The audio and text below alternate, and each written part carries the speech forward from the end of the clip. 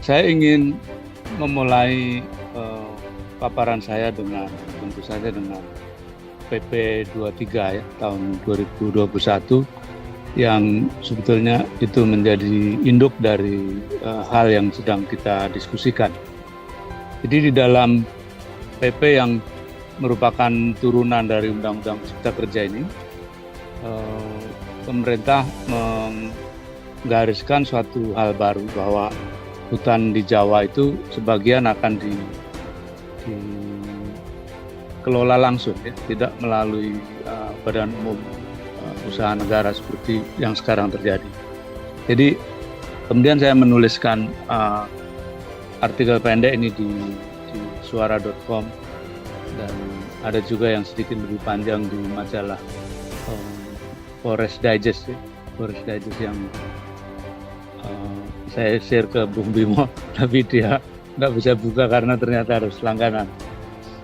Tapi intinya sederhana saja. Jadi saya kira kita sampai pada suatu kesadaran ya bahwa pengelolaan hutan Jawa itu perlu ditata ulang.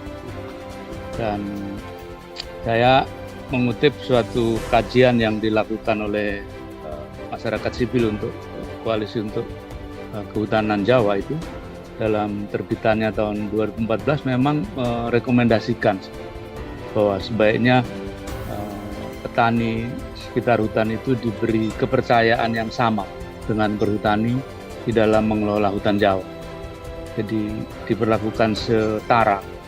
Nah itu artinya memang konsekuensi dari PP 23 itu memang ya secara teknis nanti hutan Jawa harus dibagi, tidak semuanya dipercayakan kepada perhutani seperti pada PP 72 tahun 2010 itu, dan diterjemahkan oleh Bu Menteri KLHK dengan peraturan menteri bahwa kira-kira berdasarkan PIAPS yang sudah ada itu kira-kira kalau Jawa 900.000 hektar akan dikelola langsung oleh KLHK kepada kelompok tani, diberikan izin. Itu menurut saya akan memberi kemudahan, lebih menyederhanakan proses pengurusan perhutanan sosial.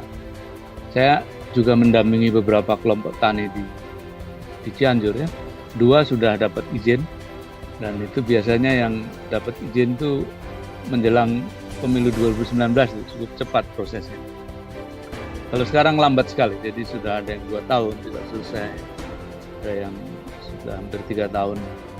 Jadi struktur 3 pihak itu antara kelompok tani, perhutani dan kemudian KLHK itu menurut saya akan jauh lebih sederhana kalau dibuat ya 2 pihak saja, antara perhutani dengan negara, antara kelompok tani dengan negara. Jadi pengaturannya akan lebih sederhana dan prosesnya mudah-mudahan lebih cepat untuk mengejar target perhutanan sosial yang masih sangat jauh dari cita-cita Presiden Jokowi. Saya kira dari target 12,7 juta hektar sekarang mungkin 4,7 juta, jadi kira-kira baru 35% dari rencana. Jadi model baru ini menurut saya akan sangat bagus dan perlu didukung supaya cepat dilaksanakan. Memang ada sedikit problem teknis karena kan di dalam PP 72 memang disebutkan wilayah kerja perhutani itu diamatkan seluruh hutan Jawa Tengah, Jawa Barat, Jawa Timur dan Banten ya, kecuali hutan konservasi. Jadi di situ memang perlu diberi kejelasan hukum yang itu membutuhkan revisi dari peraturan tentang perhutani. Dan menurut saya kalau ini dilakukan, selain baik untuk petani juga baik untuk perhutani. Karena perhutani akan jauh lebih fokus mengejar misinya ya, misinya sebagai perusahaan perkebunan terkemuka di dunia itu tidak terlalu banyak diribetin oleh persoalan-persoalan konflik tenurial dengan warga desa. Jadi mudah-mudahan dengan wilayah yang lebih pasti, tapi juga revisi itu nanti barangkali membuat mandat yang lebih fokus gitu pada kerja perhutani. Saya kira perhutani justru punya kesempatan untuk lebih maju dibanding dengan kompleksitas masalah yang sekarang terjadi. Itu yang menjadi alasan saya kenapa Pak Erik yang memimpin revisi ini mudah-mudahan bisa mendapat input yang bagus. Jangan terlalu khawatir kalau wilayah perhutani berkurang, tidak berarti kapasitas dari bisnisnya otomatis berkurang, itu tidak betul juga.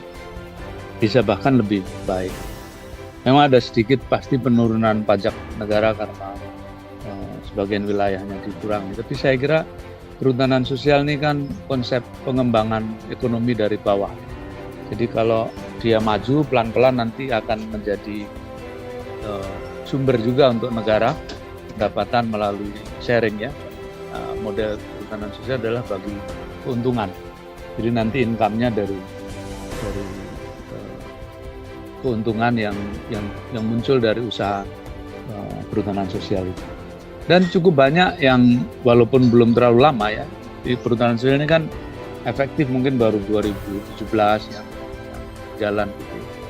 Itu cukup banyak daerah yang menunjukkan produktivitas masyarakat mengelola hutan itu baik dan punya potensi untuk walaupun setelah dapat izin tidak otomatis begitu ya, jadi terlalu banyak sekali tantangan yang harus dihadapi oleh kelompok tani hutan yang segi permodalan, komoditas dan akses pasar ya, semuanya itu hal-hal yang harus diadres satu persatu oleh kelompok tani.